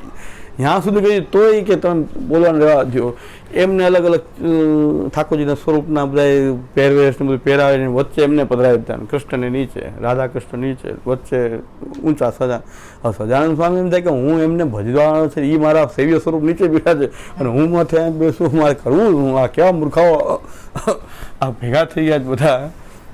એટલે મેં આ બહુ અભ્યાસ કરી, મેં હવે એક વક્તવ્ય નિર્ગત હવે કરીશ. મેં કીધું કે ભાઈ આ તકલીફ એ છે સજાનંદ સ્વામીની પણ તકલીફ છે કે ભાઈ મને આમાંથી છોડાવો. આ સર્વોપરિતા મારે જોતી નથી, હું તો કૃષ્ણને સર્વોપરી માનું. ને આ લોકો મને સર્વોપરી બનાવીને બેસાડી રહ્યા છે. કારણ કે નવું ઘણું કૃષ્ણને તો બધા ભજતા હોય, સ્વામિનારાયણ સર્વોપરી એવું કંઈક અલગ પંથ થાય તો બધા એને કંઈક નવું લાગે ને બધા આમાં જોડાઈ જાય. એમ મૂળ પ્રયત્ન આવો છે. બાકી સજાનંદ સ્વામીને જેટલા સ્થાપના કરી બધા કૃષ્ણ મૂર્તિની સ્થાપના કરી. રાધા રમણ દેવ છે, બધા કૃષ્ણના સ્વરૂપો જ એમણે પધરાવ્યા અને એની કૃષ્ણની પૂજા કરવી અને કૃષ્ણ મારું ગતિ છે એ મંત્રનો જપ કરવો, કૃષ્ણના શરણના મંત્રનો જપ કરવો. એમ એટલે એના રાકેશ પ્રસાદ સ્વામી જેના જે આચાર્ય સ્વામીને કીધું ભાઈ અમારો મંત્ર જ આ હતો, સ્વામિનારાયણ મંત્ર જ નહોતો. અમારો મંત્ર તો આ હતો કે કૃષ્ણ તમે મારી ગતિ છો, કૃષ્ણ ત્વમ ગતિર્મમા, શ્રી કૃષ્ણ ત્વમ ગતિર્મમા, હે કૃષ્ણ તમે જ મારી ગતિ છો. આ મંત્રનો જપ કરવાનું સજાનંદ સ્વામી બધાને કીધું છે. એટલે આપણે શ્રી કૃષ્ણ શરણમ બેમાં કંઈ ફરક નથી. અને રાધા કૃષ્ણના કોઈ પણ નામનો જપ કરવો, બધું છોડાવીને એકેય નામ નહીં જપવાનું, સ્વામિનારાયણ સ્વામિનારાયણ સ્વામિનારાયણ. તો એના આચાર્ય સ્વામીએ કીધું કે આ તો ભાઈ પાછળથી આવેલું છે, અમારા માર્ગમાં તો આવું છે નહીં. બધી જગ્યાએ આવું ચાલી રહ્યું છે, અંધાધૂંધી ફેલાઈ ગઈ છે. કારણ એક જ છે, બે વસ્તુ આ છે મુખ્ય, કે એક આપણે આપણા ધર્મમાં નિષ્ઠ નથી અને બધાને આપણા ધર્મમાં લાવવા માંગીએ છીએ. એ મુસલમાનોને આ પ્રશ્ન છે, આ ક્રિશ્ચનોનો પ્રશ્ન છે, ને આપણા સનાતન ધર્મના જેટલા અંદર રહેલા છે એ બધાના આ જ છે કે અમારામાં બધા આવી જાય, અમે સર્વોપરી છીએ. એટલે અને બીજી વસ્તુ એ છે કે આપણામાં નિષ્ઠા છે નહીં, બીજાને આપણે અંદર લઈ આવવું છે. અને બીજી વાત એ છે કે ધર્મને ધર્મ માટે જીવવો નહીં, અર્થ કામ માટે. એને અર્થકામનું એક માધ્યમ બનાવી દીધું. અને અર્થકામની અંદર ધર્મ જીવવું છે આપણે, કે આપણું કોણ અર્થ સિદ્ધ કરી દે એ આપણો ભગવાન. ઘણા કહે છે ને પુષ્ટિ માર્ગમાં આવીને પાણીનું પૂછે નહીં, વાં જો ને હા પ્રેમવતી નાન તે બધું કેવું વ્યવસ્થા હોય, જમવાની વ્યવસ્થા આવી હોય ને પૂછે અહીંયા આવો તો કે અહીં પાણીનું કંઈ પૂછે નહીં. તો મેં કીધું પાણી માટે તો અહીંયા આવવાનું ન હોય ને, અહીં તો કાંઈક કૃષ્ણ માટે આવવાનું હોય ને. પાણી માટે આવતા હોય તો અહીં ના આવવું જોઈએ, જ્યાં પાણી મળતું ત્યાં જવું જોઈએ. તો કૃષ્ણ માટે આવવું જોઈએ તમારે, અહીં પાણી માટે કે ફેસિલિટી માટે કે ઉતરવાની વ્યવસ્થા માટે તમારે અહીં આવવાનું નથી હોતું ને. અહીં તો શ્રી કૃષ્ણ માટે આવવાનું હોય છે કે ભાઈ કૃષ્ણનું કંઈક લીલાનું જ્ઞાન થાય, કૃષ્ણનું શરણાગતિ થાય, કૃષ્ણની ભક્તિ કેમ કરવી, કૃષ્ણ સેવા કેમ કરવી, આવા પ્રયોજનથી તમારે આવવું જોઈએ ને. તો અહીં તો પાણીનું કોઈ પૂછતા નથી, પ્રસાદનું પૂછતા નથી. અને વાં તો જુઓ કેવી વ્યવસ્થા હોય, તો ત્યાં જવું જોઈએ, જ્યાં વ્યવસ્થા મળતી ત્યાં જવું. વ્યવસ્થા માટે જ આવતા હોય તો એ લોકોની વ્યવસ્થા આપણા કરતાં સારી છે, આપણે સ્વીકારીએ છીએ. તો જે વ્યવસ્થા માટે જેને આવવું હોય તો ત્યાં જવું જોઈએ. એના કરતાં હોટલો સારી આપે છે વ્યવસ્થા. લિયોમાં વયા જાઓ મેં કીધું, તો એના કરતાં સારી સુવિધા મળે. તો એવું કાંઈ નથી, સુવિધા જોતી હોય તો ઘણા માધ્યમ છે. આપણે શેના માટે આવી રહ્યા છીએ કે ભાઈ તમારો અર્થ શું છે, શા માટે તમે આવ્યા? ધર્મ માટે. ધર્મ માટે તો આવ્યા નથી, વ્યવસ્થા માટે આવ્યા છો, સુવિધા માટે આવ્યા છો. તો આ બે વસ્તુ સમજી જઈએ તો આપણે આપણા માર્ગમાં નિષ્ઠ રહીએ, શ્રી મહાપ્રભુજીમાં નિષ્ઠ રહીએ. મહાપ્રભુજી આપણને એટલા બધા સ્વાનંદ તુંદિલા છે. શ્રી મહાપ્રભુજી પોતાના આનંદમાં મગ્ન છે. પૂર્ણ આનંદ હો પૂર્ણ કામ હું વાકપત્રી ઉદ્દેશ. પૂર્ણ આનંદ જ છે. મહાપ્રભુજીને કાંઈ જોતું ન, શિષ્ય જોઈએ ને કાંઈ જોઈએ, કોઈ વસ્તુ જોઈએ. આપણી અંદર એ ભાવ આવે કે આપણે પણ આપણા ઠાકોરજીમાં અને મહાપ્રભુજીમાં પૂર્ણાનંદનો અનુભવ કરીએ. આપણે ક્યાંય બીજી દ્રષ્ટિએ આપણી ન થાય એવા પૂર્ણાનંદવાળા આપણે પણ બની જઈએ. સ્વાનંદ તુંદિલા બનીએ આપણે આપણા આનંદમાં મગ્ન. પુષ્ટિ માર્ગની સંખ્યા વધારે છે કે ઓછી છે કે સિદ્ધાંતમાં તો કોઈ નથી. સ્વાનંદ તુંદિલા કોઈ ન હોય તો આપણે તો છીએ. 2-3 દિવસ પહેલાં એક બાળક બધાયા હતા હમણાં, મને કે આપ બહુ પ્રયાસ તો ખૂબ કરો છો. કાલે કે પરમ દિવસે જ આવ્યા. મને કે આપના પ્રવચનો અમે સાંભળીએ છીએ, ખૂબ પ્રયાસ તો આપ ખૂબ કરો છો, પણ કાંઈ ફરક થાય એમ નથી. મેં તો એ હું સમજીને જ કહું છું ફરક થાય એમ નથી. તો મારામાં ફરક થાય, મેં કીધું હું સુધરી શકું એટલા માટે કરું છું. સ્વાનંદ તુંદિલા છીએ અમે તો. મહાપ્રભુજી છે ને સ્વાનંદ તુંદિલા, કે અમે અમારા માર્ગનો આનંદ લઈએ. હવે કોઈ બીજા એમાં સુધરે કે ન સુધરે એ મારો હેતુ નથી. મેં એમને નમ્ર ભાવે કીધું કે હું એ સમજીને જ કરું છું, કોઈ સુધરવાના નથી. મેં કીધું હું સુધરી જાઉં અને હું મારો આનંદ, જે માર્ગનો આનંદ મને એટલી વાર 2-3 કલાક હું બોલું એટલા મને આનંદ પ્રાપ્ત થાય. મને કે એ વાત સાચી. એ એમ કે આપની મને એમ કહે છે કે ગમે એટલો પ્રયત્ન કરો પણ આમાં કાંઈ સુધારો થાય એમ નથી. એટલે આ માર્ગ બધું આમ જ ચાલશે હવેલીના અંતે. ચાલવા દે, એ સમજીને જ હું કરું. મેં કીધું કે કોઈ સુધરવાનું નથી. એટલે મને કાંઈ દુઃખ ન થાય. 2-4 જણા બગડી જાય તો દુઃખ ન થાય ને. કોઈ નથી, મારા માટે કરી રહ્યો છું. તો એ મહાપ્રભુજી શીખવાડ્યું છે કે સ્વાનંદ તુંદેલા. મહાપ્રભુજી પોતાના આનંદમાં જ મગ્ન છે કે આપણે આપણો આનંદ લઈએ, આપણે આપણા ધર્મને સારી રીતે જીવીએ. કોઈ આપણા ધર્મમાં હોય કે ન હોય. દેવકીનંદનજી મહારાજ શ્રી દ્વિતીય ઘરના બાલક હતા અને એ સિંધમાં બિરાજતા એકલા, કોઈ વૈષ્ણવ નહીં, આજુબાજુ બધા મુસ્લિમ. એમની વચ્ચે સિંધમાં આખી જિંદગી સિંધમાં જ બિરાઈ જાય, અહીં પધાર્યા જ નથી. સિંધમાં જ બિરાજતા અને બધા એમના સેવકો, આજુબાજુ બધા સેવકો, વૈષ્ણવ કોઈ નહીં. પોતે સેવા કરતા આનંદ અહીંયા જઈને પાકિસ્તાનમાં રહીને, અને આખી જિંદગી ત્યાં જ બિરાઈ જાય. લીલા પણ એમણે ત્યાં જ કરી લગભગ. અને એ બધા આજુબાજુ બધા મુસ્લિમ રહેતા. મુસ્લિમ એમને હિન્દુઆ ફકીર કહેતા, હિન્દુઆ પીર છે. એટલું માન હતું એમનું કે સાક્ષાત આ તો પીર છે. અને એમની સ્ત્રીઓ જે છે એ વાળ આમ બિછાવતી, એની ઉપર આ પધારતા. પણ એ એકેને પુષ્ટિ માર્ગી ન બનાવ્યા એમણે કે તમે તમારા ધર્મમાં રહ્યો, તમે તમારો ધર્મ છોડીને મારામાં ના આવો, તમે તમારા મુસ્લિમ રહ્યો એ સારું છે. તેમણે કીધું તમે તમારા ધર્મમાં નિષ્ઠ ક્યારેય પ્રયત્ન ન કર્યો કે આ પુષ્ટિ માર્ગી થઈ જાય. એમને માનતા હતા ખૂબ એ લોકો, એમનું માન એ ખૂબ હતું, પણ એમ કે તમારા ધર્મમાંથી મારામાં તમને લેવાની જરૂર નથી. હું આનંદથી અહીં સેવા કરું છું તો એ લોકો એનું કામકાજ કરતા, એમને માનથી જોતા, એમના પ્રત્યે માને રાખતા, પણ એમણે કોઈને પુષ્ટિમાર્ગી ન બનાવ્યા. કારણ કે એ મુસ્લિમ હતા, મુસ્લિમ રહ્યો તમે, હું તમને ફરજિયાત પુષ્ટિમાર્ગમાં ખેંચવા માટે હું આનંદથી મારો ધર્મનું અહીં પાલન કરું છું. આજીવન એમણે પોતે સેવા કરી, પણ એ આજુબાજુ બધા મુસ્લિમ જ રહેવા દીધા અને એવો બોધ કર્યો કે તમે તમારા ધર્મમાં સારી રીતે પાલન કરો, તમે જે ધર્મ માનો છો એમાં સારી રીતે માનો. તો એ લોકો એમ કહેતા કે તો ફકીર છે ને પીર છે ને એટલું બધું માનો પણ છતાં એમણે પુષ્ટિમાર્ગી ન બનાવ્યો કોઈ કે તમે થઈ જાઓ, બીતા કંઠી આપી દો, પછી ભલે નમાજ બી વળજો, કંઠી આપી નમાજે પડું કાંઈ વાંધો, એકવાર તમે કંઠી પહેરી લ્યો, એવું કર્યું નહીં. એમણે કીધું હું આનંદથી મારો, તો મને તો એ બાળકને યાદ કરવું. મેં કીધું આજ બધું આપણે એમ માની લઈએ કે ઈચ્છા ક્રાંતિ સુદેશે સુપાપે કરી લઈએ, કોઈ ન પાલન કરે તો કાંઈ નહીં. આપણે આપણા ધર્મનું સારી રીતે સેવા, આપણને કોઈ નડતું નથી, સારી રીતે સેવા કરવા દે છે, પછી શું વાંધો છે. અને કોઈ બોલીએ છીએ તો કોઈક 2-5 જણા સાંભળી લે છે તો સારી વાત, સાંભળી પાલન કરતા હોય ન કરતા હોય એ શંકાસ્પદ તો હોય, છતાં પણ પાલન કોઈ આવીને સાંભળી તો લે છે કોઈક, તો આપણે બોલી દઈએ.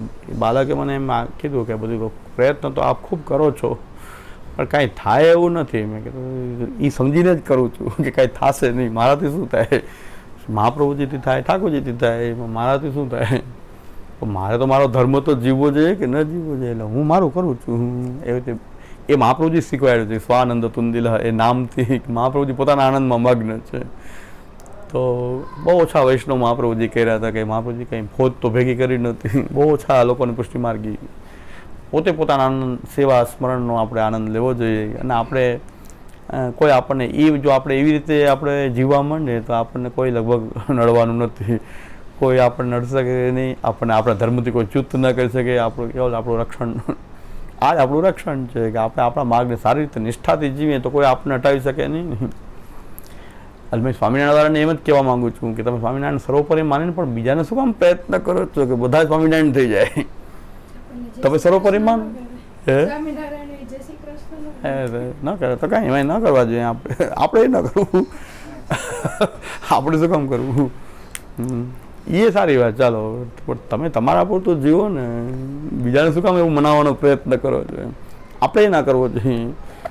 દરેકને પુષ્ટિમાર્ગી બનાવવાનો પ્રયત્ન આપણે ના કરવો જોઈએ. આપણે બાળકો પણ નહોતા કરતા, પ્રાચીન આચાર્યો જે છે બધાને પુષ્ટિમાર્ગી બનાવવાનો પ્રયત્ન નહોતા કરતા. એ મહાપ્રભુજીના નામનું સ્મરણ કરી ત્યારે ખબર પડે. સ્વાનંદ તુંતિલ નામ એવું છે કે મહાપ્રભુજી પોતાના પૂર્ણ આનંદ છે, પૂર્ણ કામ છે, કોઈ કામના જ નથી મહાપ્રભુજીની, પૂર્ણ કામ છે. આપણે એવા પૂર્ણ કામ હોવા જોઈએ કે ભાઈ ઠાકોરજી મહાપ્રભુજી મળી ગયા, હવે કોઈ કામના બીજી શું હોઈ શકે, ભક્તિ સિવાય કોઈ કામના શું હોઈ શકે. તો મહાપ્રભુ ઉત્સવ જેમ જેમ આપણે નજીક આવતો જેમ શ્રી મહાપ્રભુજીના નામનો વિચાર, સ્વરૂપનો વિચાર, આપના અવતાર કાળની જે લીલાઓનો વિચાર આપણે નિરંતર કરતા રહીએ તો ઉત્સવનો આનંદ આપણને પ્રાપ્ત થાય. કે આવા આચાર્ય ચરણનો ઉત્સવ આપણને દર વર્ષે આ મનાવવા માટે મળે છે અને આપણી ઉપર એવા આચાર્ય બિરાજે છે અને કે જેમણે આપણા માટે જીવનને સમર્પિત કર્યું, આવા પૂર્ણ બ્રહ્મ પરમાત્મા હોવા છતાંય એક કૃષ્ણદાસ કેવા હોવો જોઈએ એનો આદર્શ સ્થાપિત કર્યો. ઇતિ શ્રી કૃષ્ણદાસસ્ય વલ્લભસ્ય સેવા સ્મરણમય જીવન કેવું હોવું જોઈએ. અહમ નિરુદ્ધો રોધેન નિરોધ પદબિંગત. મૂળ ભાવ શ્રી મહાપ્રભુજીના શ્રીઅંગમાં, હૃદયમાં એક જ છે, કૃષ્ણના વિરહ. આ કૃષ્ણ વિરહ જનિત, વિયોગ જનિત તાપ એ શ્રી મહાપ્રભુજીમાં પૂરેપૂરો બિરાજે છે અને એના સંપર્કમાં આવે એને પણ એવો તાપનો અનુભવ થાય છે કે ભાઈ ઠાકોરજીની સેવાથી વિમુખ ન રહી શકાય પુષ્ટિમાર્ગીએ. અને જે ઠાકોરજીની સેવા કરે એને મહાપ્રભુની સેવા કરવાની કોઈ જરૂરિયાત રહેતી જ નથી, કારણ કે મહાપ્રભુજી એમ પોતાની સેવા માની જ લે છે. કારણ કે મહાપ્રભુજીની આજ્ઞાઓનું પાલન કરવું એ સૌથી મોટી સેવા, આજ્ઞાનું પાલન કરવું એ મહાપ્રભુજીની સૌથી મોટી સેવા. તો આપણે આ મહાપ્રભુજીનું ઉત્સવ આ રીતે બનાવી અને મહાપ્રભુજીના આદર્શને જીવનમાં સ્થાપિત કરીને પુષ્ટિમાર્ગી આપણું ઘર પુષ્ટિમાર્ગી વાતાવરણવાળું ઘર બને, પરિવાર આપણો પુષ્ટિમાર્ગમાં ડૂબેલો રહે. કારણ કે આપણે વાતાવરણ ઘરમાં ઉત્પન્ન કરી, મહાપ્રભુજી એટલે તો ઘરમાં પુષ્ટિમાર્ગનું ઉત્પન્ન કરવા માંગે છે. કંઈ કોઈ સંસ્થા બનાવવા માંગતા નથી, કોઈ મઠ મંદિર પીઠ કંઈ નહીં. દરેકનું ઘર એ પુષ્ટિમાર્ગી બને અને એમાં ઠાકોરજી બિરાજે. તો એવું સુંદર માર્ગ શ્રી મહાપ્રભુજીએ પ્રકટ કર્યો. આવા આચાર્ય દર વર્ષે પ્રાકટ્ય લઈને આપણા ઘરમાં બિરાજી રહ્યા છે મહાપ્રભુજી. જો સેવ્ય સ્વરૂપ બિરાજે તો શ્રી મહાપ્રભુજી મુખારવિંદ છે. એ સેવ્ય સ્વરૂપના મુખારવિંદ રૂપથી જ બિરાજી રહ્યા છે. ઠાકોરજીની સેવા ન બિરાજતી હોય તો શ્રી મહાપ્રભુજીના ગ્રંથો એ સાક્ષાત શ્રી મહાપ્રભુજીનું સ્વરૂપ છે. ગ્રંથ રૂપે પણ શ્રી મહાપ્રભુજી જ બિરાજી રહ્યા છે. ચિત્ર સ્વરૂપે પણ સાક્ષાત શ્રી મહાપ્રભુજી જ બિરાજી રહ્યા. આપણે ક્યાંય ચિત્રનો ભાવ નથી, પણ એ આચાર્ય ચરણ જે આનંદ પરમાનંદ હોવાથી સર્વત્ર વ્યાપ્ત પરમાત્માનું જ આ મુખારવિંદ હોવાથી એ આપણને સર્વ રીતે શ્રી મહાપ્રભુજીનો અનુભવ થઈ શકે. પણ સૌથી મોટું મહાપ્રભુ સાથે જોડાવાની રીત છે એ સિદ્ધાંત છે, આ ગ્રંથ ઉપદેશ, કે જેનાથી આપણે એટલે જે મહાપ્રભુજી કહે છે તમને અધિકાર પણ મળી રહ્યો છે, તમારા કર્તવ્યનું પાલન કરો. અને અધિકાર અને કર્તવ્યનું પાલન જો તમે કર્તવ્ય નહીં બજાવો તો પાપી થઈ જશો પાછા. તો શરણાગતિમાં હોઈએ તો અન્યાશ્રય ન કરીએ, ભગવદ આશ્રય રાખીએ. લૌકિક કામનાઓ માટે આપણે ભગવાનનો કે અન્યનો આશ્રય ન કરીએ. ભગવાનનો પણ આશ્રય લૌકિક કામનાઓ અર્થ ન કરીએ. આપણે પ્રભુ આપણા અંતર્યામી છે, જાણે છે, આપણું હિત કરશે એવો વિશ્વાસ રાખવાનો પ્રયત્ન કરીએ. એ શરણાગતિનો સિદ્ધાંત થયો. અને મહાપ્રભુજીના ગ્રંથનો પાઠ કરીએ શરણાગતિમાં. એ પાઠ કરવાથી મહાપ્રભુજીનો સંપર્ક થશે, અને મહાપ્રભુજીનો સંપર્ક થશે તો એ કૃષ્ણ વિરહ આપણી અંદર જાગૃત થશે. અને કૃષ્ણ વિરહ જાગૃત થશે તો આપણે કૃષ્ણને ગોતવા માંડશું સેવાથી, કથાથી. અને એ આપણી સાધના પ્રણાલી આખી આગળ ચાલશે. અને છેલ્લે એ સાધના પ્રણાલી નિરોધમાં એ અલૌકિક સામર્થ્ય, નિરોધ, વ્યસન, માનસી, ત્યાં મૂળ એનો બેઝ તો કૃષ્ણ વિરહ જ છે. કૃષ્ણ વિરહથી જ ત્યાં સુધી જઈ શકાય. જેને કૃષ્ણ વિરહ નથી એ આ માર્ગમાં આગળ ચાલી શકે નહીં. એટલે પ્રગટે વિરહાનલ રૂપ જે છે, કૃષ્ણાનંદ દ્વિજ રૂપ, એ સાક્ષાત વિરહાનલ સ્વરૂપ શ્રી મહાપ્રભુજી છે, કે જે કૃષ્ણ વિરહનો અનુભવ આપણને બધાને કરાવે છે. દ્રઢઈન ચરણ કેરો ભરોસો, દ્રઢઈન ચરણ શ્રી વલ્લભ નખ ચંદ્ર છટાવી, સવ જગમાં જ અંધેરો ભરોસો, દ્રઢઈન ચરણ साधन और नहीं कली में जासु हो सूर कहा कहे द्विविधयाधरो, बिना मोल को चेरो भरोसो, दृढ़ चरण केरो भरोसो. श्री वल्लभाधीश, श्री गोपीनाथ जी प्यारे, श्री गोसाई जी परम,